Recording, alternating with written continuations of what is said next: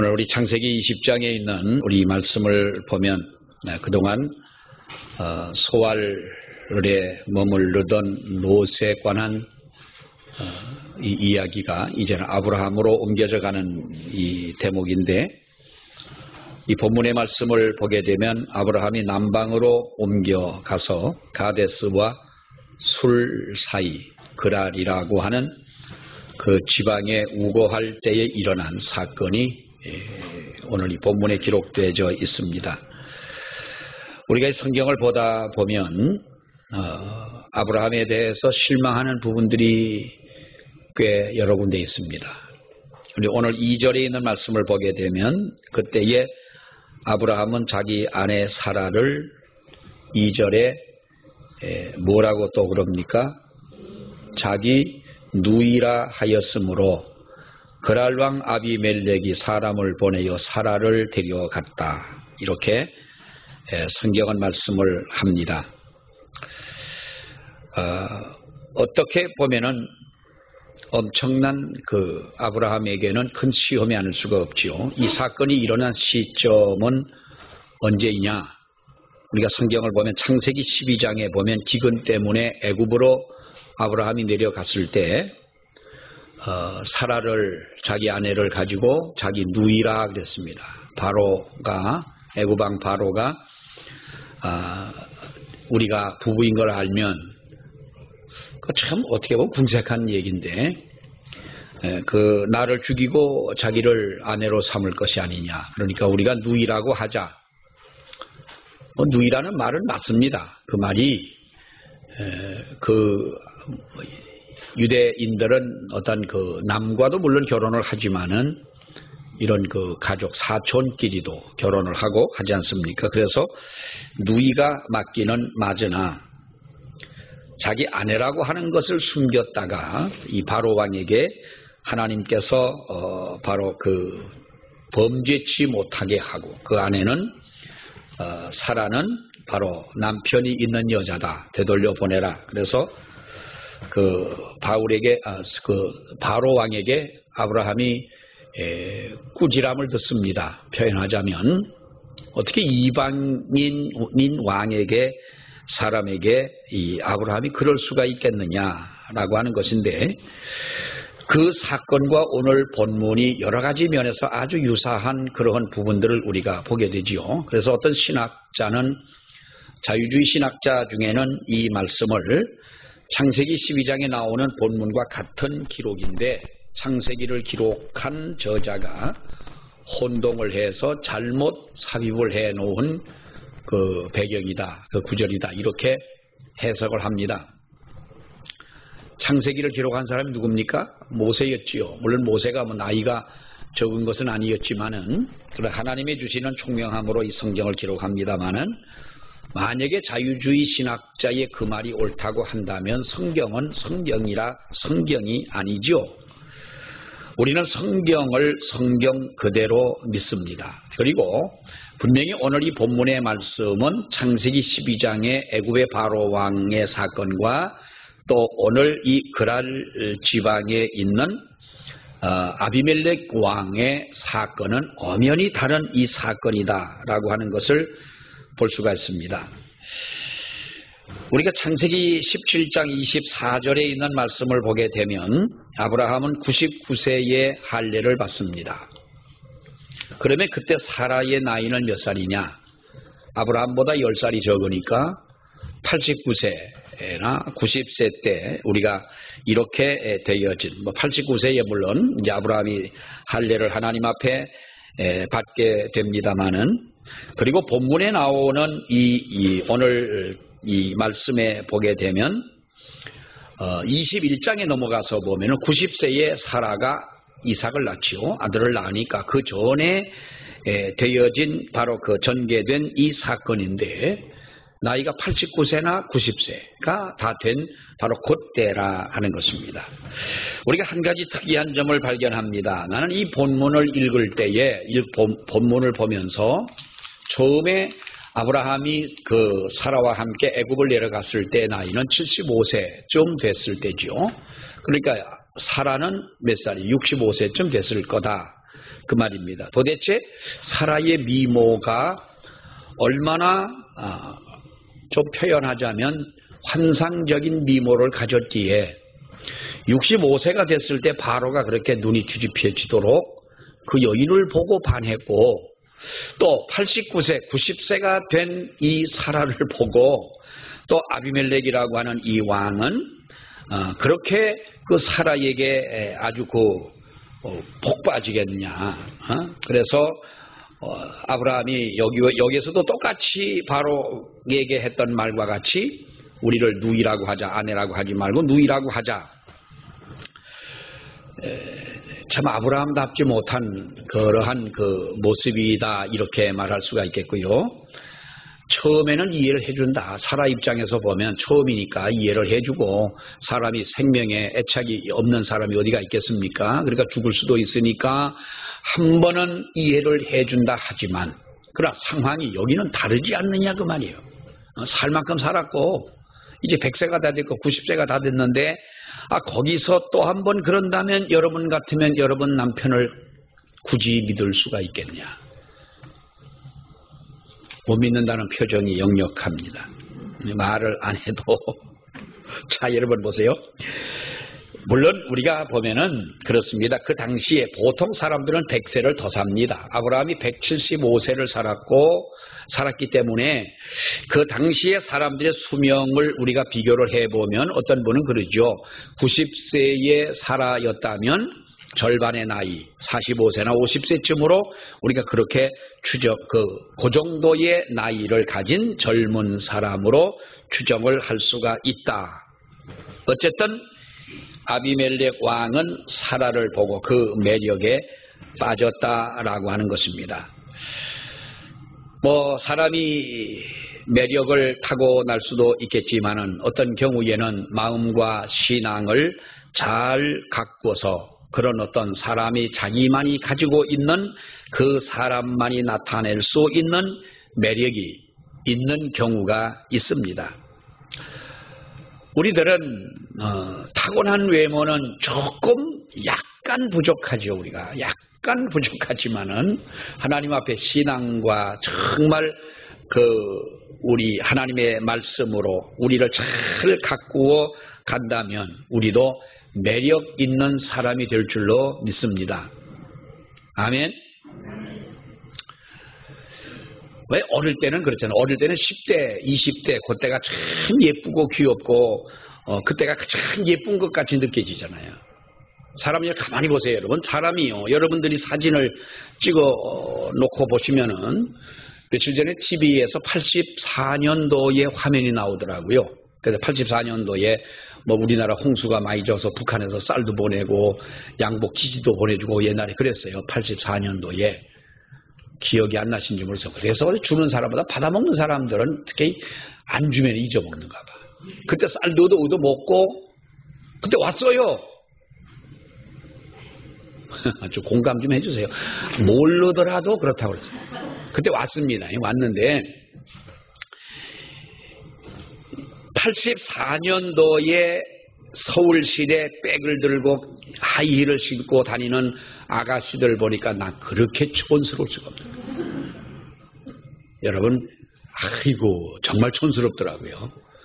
10대, 20대가 예쁘고 귀엽고 그런 것 같아요. 근데 3, 40대쯤 되면은요, 3, 40대의 나이가 정말 아름다운 것처럼 보여요. 근데 사람은요, 50대, 60대가 되어지면 그 나이에 걸맞는 중후한 멋이 있어요. 사람은 나이가 들수록 멋있어요. 공감해 주세요. 나이가 들수록 멋있는 줄 압니다. 정말이잖아요. 우리가 보면은 여러분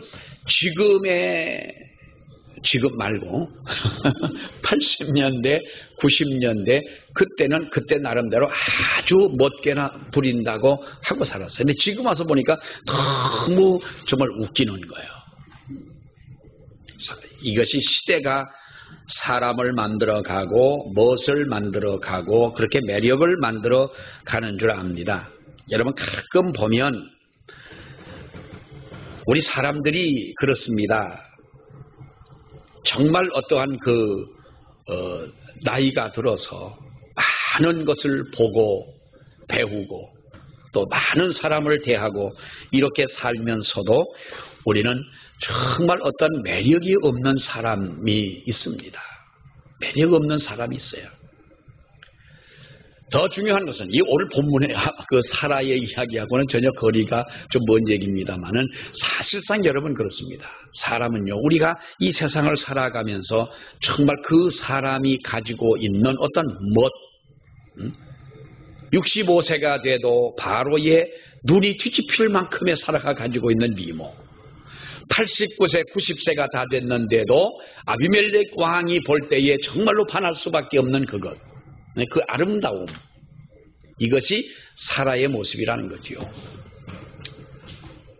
우리 완벽한 사람이 어디 있겠습니까마는 여러분, 사람은 우리가 살아가면서 하나님 앞에서 우리 스스로에게 무엇을 낼 수 있는 사람이 돼야 하는 줄로 믿습니다. 내가 어제도 한번 얘기를 했습니다만 70세가 조금 넘은 어느 분이신데 뒤에서 보면 처녀 같아요. 뒤에서 보면 앞에서 봐도 아주 요즘은 70세도 아가씨 같잖아요. 좀 너무 과했나요? 어떤 분은 그래요. 70세가 돼도 아가씨 같아요. 아주. 이분이 한 가지 핸디캡은 귀가 약간 안 들린다는 거예요. 그래서 어디를 가는데 뒤에서 쫙 어떤 남자가 쫓아오면서 같이 가 처녀 그러더래요. 속으로 아주 자기 나름대로 이쁜 여자는 알아가지고 멍청한 놈이에요. 하면서 이제 가다가 자꾸 같이 가 처녀 같이 가자고 그러니까 보청기를 살짝 꺼내가지고 들어봤어요. 목소리가 어떤가 들어봤더니 같이 가 처녀로 들었는데 갈치가 1,000원이에요. 갈치가 1,000원. 우리 사람은 외적인 아름다움이 중요합니다. 세상 살다 보면 사람과 사람의 관계 속에서 중요하지만 더 중요한 것은 바로 우리의 속 사람이 더 중요하다. 우리는 예수 믿는 사람들은요 그렇습니다. 우리의 생활 속에서 사람과의 이런 그 만남 속에서 어떤 인간과 인간의 관계 속에서 정말 내가 오전에도 말씀을 드렸습니다마는 너의 집으로 가서 너의 가족들에게 네 모습을 보여줘라 하는 것처럼 정말 하나님께서 우리의 진정한 아름다운 그 모습을 보고 소금이 되어지고 빛이 되어지고 예수 그리스도의 향기가 되어지는 그와 같은 사람이 어떤 사람입니까? 이것이 바로 우리가 매력적인 사람이 아니겠느냐. 자, 본문으로 들어가서 우리가 보면은 아브라함이라고 하는 이 사람의 믿음. 아브라함은 정말 하나님께서 그의 믿음을 보시고 여러분 뭐라 그랬습니까? 넌 나의 벗이라 그랬어요. 벗. 또 아브라함이 하나님 앞에 인정을 받게 된 것, 물론 나중에 가가지고 이제 그의 아들 이삭을 바치는 그런 모습도 나옵니다만 하나님 앞에 아브라함의 신앙은 인정을 받습니다. 근데 가면서 자기 조카가 멸망하는 소돔성에 있을 때 그 조카를 살리기 위해 그토록 기도했던 우리가 보면은 의로운 사람인 아브라함인데도 불구하고 그의 삶 속에서 이렇게 인간적인 모습이 드러나게 되더라는 거지요. 어떤 분이 그럽니다. 저를 우리 집에 와가지고 앞에 와가지고 이야기하다가 나는 못 들었는데 우리 집사람 보고 사모님은 참 좋으시겠어요. 왜 그러냐 그랬더니 우리 김 목사님 같으면은 평생 싸울 일도 없고 얼마나 좋으시겠냐고 그러더래요. 그러면서 우리 집사람이 나한테 한 말이 내가 그 사람한테 이 말은 안 했는데 한번 데리고 살아봐라 그러려고 그러려다가 체면상 그 말을 안 했대요. 얼마나 내가 눈물 나게 고마웠는지 몰라요. 데리고 살아봐라. 평생 싸움 안 하지. 목사인데 싸움을 하겠어요. 목사인데. 목사의 가정에서 여러분 큰 소리가 나겠어요. 그런데 사람은 완벽한 사람은 없습니다. 아브라함도 그랬는데요. 아니 믿음의 조상이라는 아브라함도 그러지 않습니까, 여러분? 사람은요, 우리가 완벽함을 추구해서는 안 됩니다. 우리의 있는 그 자리에서 내가 부족하면 부족한 대로, 내가 모자라면 모자란 대로 하나 주님 앞에서 겸허하게 서야 한다라고 하는 것을 오늘 이 성경은 우리에게 보여주고 있습니다. 무엇보다 내가 죄인임을 자각해야 한다는 것이죠. 죄인임을 자각할 때에 구원을 받습니다. 내가 죄인임을 깨달을 때에 하나님의 음성을 듣습니다. 내가 하나님 앞에 부족한 사람이요 죄인이라고 하는 회개하는 마음을 가질 때에 하나님은 그러한 믿음을 보시고 우리에게 축복을 해 주신다고 하는 것입니다. 죄인이라고 하는 자각이 없고 내가 하나님 앞에 모자란다는 이런 우리 자각이 없다면 여러분, 나도 모르는 사이에 우리는 공로의 의식을 내 스스로가 갖게 되는 것입니다. 어쩌면 우리의 마음 속에 겸손함보다도 온유함보다도 교만한 마음이 내 마음 속에 자리 잡고 있게 되면 웬만하면은 자존심 상하는 거죠. 자존심 상하고 웬만하면은 사람들이 나를 알아봐 줘야 하는 것이고, 그래서 어떤 신학자가 그렇게 말을 합니다. 죄인인 우리가 죄인된 자각이 없으면 하나님의 나라에 들어갈 진정한 자격을 갖추지 못한 사람이다.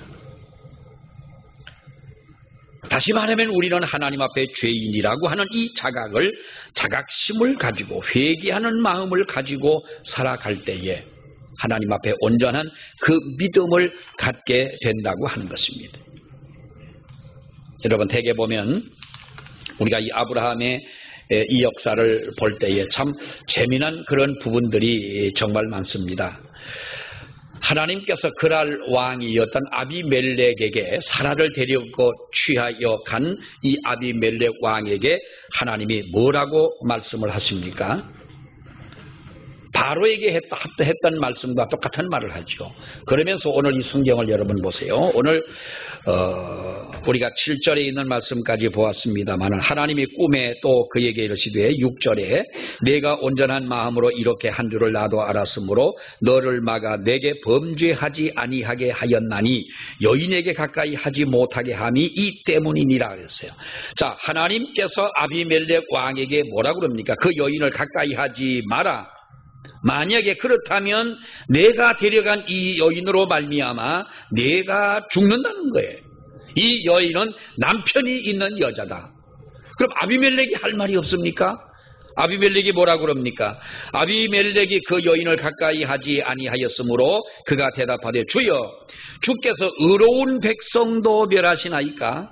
그가 나에게 이는 내 누이라고 하지 아니하였나이까? 그 여인도 그는 내 오라비라 하였사오니 나는 온전한 마음과 깨끗한 손으로 이렇게 했다. 그래요. 내가 무슨 죄가 있느냐 하는 말이죠.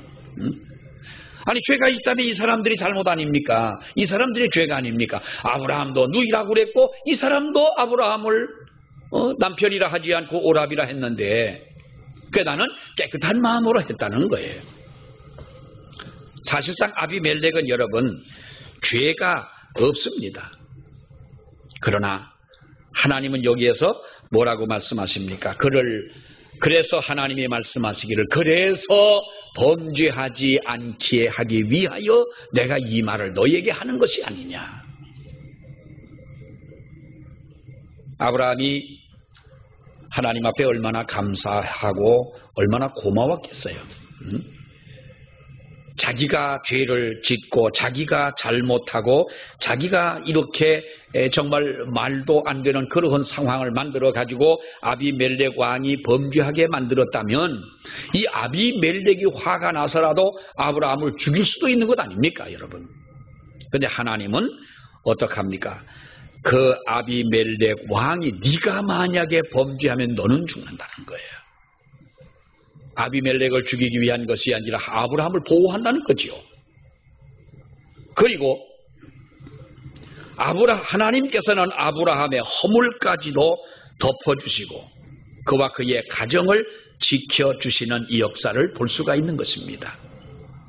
사실 어떻게 보면은 하나님 앞에 아브라함은 여기에서 우리가 용서할 수 없는 그런 상황이라고도 할 수가 있어요. 근데 여러분 보세요. 하나님이 아브라함의 무엇을 보십니까? 평소에 그의 믿음이었다는 거죠. 물론 이것은 실수입니다. 잘못입니다. 그러나 그 잘못이라 해서 하나님께서 그 잘못할 때에 하나님이 그것을 심판하시느냐? 회개할 기회를 주고 그를 하나님께서 그 허물이 많고 부족하고 함에도 불구하고 하나님이 그를 보호하고 지켜 주었더라. 여러분 우리가 믿음으로 산다고 하는 것은 그야말로 하나님의 복의 바로미터로 살아갈 수 있도록 하기 위하여 우리를 인도해 주시는 줄로 믿습니다. 오늘 14절에 있는 말씀부터 16절에 있는 말씀을 보면 우리 한번 같이 보십니다. 14절로 16절까지를 한번 봅니다. 시작.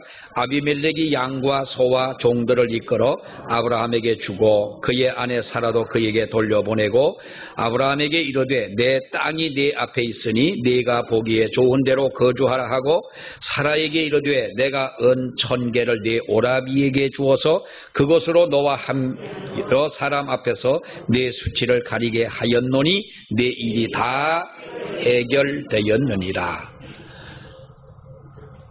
애굽에 내려갔던 아브라함이 큰 재산을 모아가지고 왔죠. 여러분 아비멜렉에게 이렇게 속여서 범죄했던 아브라함입니다만 그러나 하나님께서는 그 가정을 사랑하셨기에 그 실수를 덮어주고 그를 용납해 주십니다. 용서해 주십니다. 그러면서 그뿐만이 아니라 뭐라고 말합니까? 아비멜렉이 양과 소와 종들을 이끌어 아브라함에게 주고 또 사라에게도 은 1000개를 주어서 네 오라비에게 주어서 그것으로 너와 함께한 여러 사람 앞에서 네 수치를 가리우게 하라. 오라비라 그런 거예요. 사라가 그렇게 말을 했기에 아비멜렉이 그렇게 말한 거예요. 여러분 여기서 우리가 만약에 사라가 내 남편이다 그랬다면 아비멜렉은 내 남편에게 주라고 했을 거예요.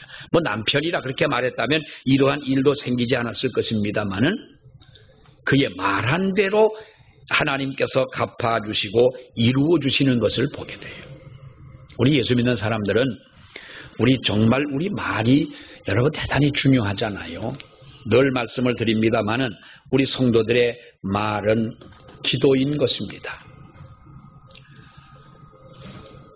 우리들이 하나님 앞에 기도하는 것이 꼭 눈을 감고 엎드려 기도해야만이 그것이 기도가 아니지요. 생활 속에서 우리가 무엇을 하든지 운전을 하든 길을 가든 우리가 하나님을 향한 우리의 기도, 평소에 하나님과의 나와의 진정한 그 관계성, 여러분 이것을 하나님께서 하나님 앞에 우리가 이루어 갈 때에 하나님은 이렇게 부족하지만 아브라함에게 채워 주시듯 하나님은 이렇게 우리에게도 채워 주실 줄 믿습니다. 이제 능력이 있다는 사람, 여러분 정말 하나님 앞에서 어떤 권능이 무슨 은사가 있다, 능력이 있다, 이거 무엇을 말합니까? 하나님과의 믿음의 결과이기도 하지만 우리가 하나님과의 그 관계의 그 진정한 모습인 겁니다. 어느 누구보다도 우리는 정말로 하나님 앞에서 온전한 믿음으로 서야 합니다. 어떠한 우리가 부족하다는 것을 우리는 너무나 잘 압니다. 연약한 것도 잘 압니다. 우리의 힘으로 하지 못하는 여러분 그러한 상황 우리는 너무나 잘 압니다. 아무리 계획을 세우고 아무리 우리가 마음속에 다짐을 한다 할지라도 우리의 힘으로 할 수 있는 것은 사실상 없는 거예요. 하나님이 우리에게 힘을 주셔야 할 줄로 믿습니다. 특별히 하나님은 의인을 보호하시는 하나님이시라는 거예요. 앞에서도 우리가 말씀을 보았습니다마는 멸망하는 소돔 성의 죄 때문에 그 성이 멸망한 것이 아니라 의인이 없어 하나님 앞에 그 성이 멸망을 당했다. 우리가 이 성을 지키는, 내 가정을 지키고 내 교회를 지키고 이 사회를 지키고 이 나라를 지키는 의인으로서의 진정한 우리의 몫이라는 거예요. 우리의 삶이 돼야 하는 것입니다. 그럴 때 하나님께서는 우리를 보호하고 지켜주는 이 역사가 있게 된다는 것이지요. 아브라함, 하나님께서 갈대아 우리에서 뽑아내셔서 그를 불러내셔서 그가 걸어가는 여러분 이 삶들을 보십시오.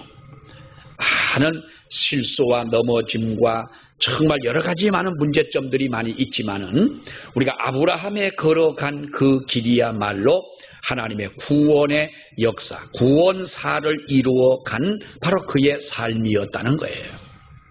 성경은 그렇게 말하죠. 성경에 보면은 우리가 왜 이러한 것을 기록했을까 하는 말이 많아요. 그런 것들이 많습니다. 역사적인 것, 뭐 어떠한 결혼에 관한 문제, 또 이방 사람과 유대인과의 어떠한 그런 갈등에서 오는 어떠한 문제들. 성경에서 보게 되면 정말 왜 하나님은 이러한 것을 기록했지라고 할 만큼 우리가 그러한 것들을 많이 봅니다마는 그 속에서 보여주는 것이 여러분 무엇입니까? 구원의 길이라고 하는 거예요. 구원의 길. 이것이 믿음의 길이요. 그리고 하나님이 원하신 길이요. 또 우리가 걸어가야 할 길이라고 하는 것입니다. 많은 사람들이 성경에 등장을 합니다마는 다 그들이 은혜의 길을 가고 복의 길을 가고 구원의 길을 갔느냐? 곁길로 간 사람들이 얼마나 많습니까? 아브라함의 가정을 중심으로 해서 그 주변에서 되어지는 모든 사건들을 우리가 보게 되면 아브라함과 흡사한 삶을 살았던 롯이었지만 그는 완전히 곁길로 간 그 대표적인 사람이었다는 거예요. 우리가 올해는 이제 벌써 1월 달도 우리가 세 번째 주일을 맞이하게 되고 참 세월 참 빨리 가는 것 같아요. 2022년은 더 빨리 가는 것 같아요. 어떤 분이 카톡에다가 그랬더라고요. 2022년을 이렇게 써가지고 보내면서 꼭 오리가 물을 막 헤엄쳐가는 거하고 같대요.